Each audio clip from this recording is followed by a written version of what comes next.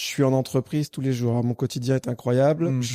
Je vois des DRH tous les jours. Voilà, j'ai une vie incroyable. Mais il faut bien comprendre. Et donc, je vois des gens dans les entreprises qui sont surchargés. En fait, le truc qu'ils me disent tous les jours, c'est il y a trop. Il y a trop d'emails, il y a trop de calls, il y a trop de réunions, il y a trop de messages, il y a trop de Teams, il y a trop de Slack, il y a trop de visio. Ils en peuvent plus. Est-ce qu'il y a réellement trop de choses ou c'est la perception qu'on s'en fait qui nous paraît tellement insurmontable que on a l'impression que c'est infaisable? Alors, il y a vraiment plus de choses qu'avant. Ok. C'est-à-dire qu'il y a plus d'informations. Donc c'est réel, c'est pas juste une perception. Il y a, alors, ce côté perception, il y a un Français sur deux qui déclare être victime de surcharge informationnelle aujourd'hui. Mhm.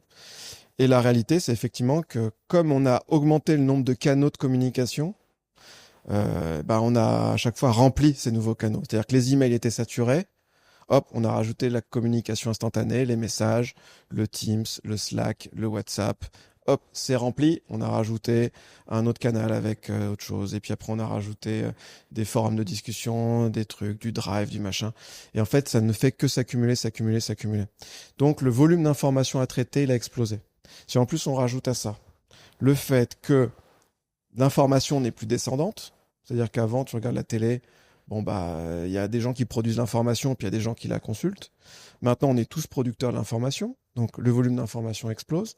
Et alors, le dernier arrivé là-dedans, dont on n'a pas encore parlé, mais qui va beaucoup faire parler de lui, c'est l'IA, puisque là, le coût de construction, de création de l'information, c'est plus rien. Donc maintenant, on va multiplier, c'est ce qu'on appelle l'infobésité. Donc on est sur un volume de création d'informations qui est complètement dément. Je connaissais pas ce terme, l'infobésité. Ouais. C'est intéressant. C'est information et obésité. Ouais. Ouais. Et du coup, c'est pas du tout à notre avantage.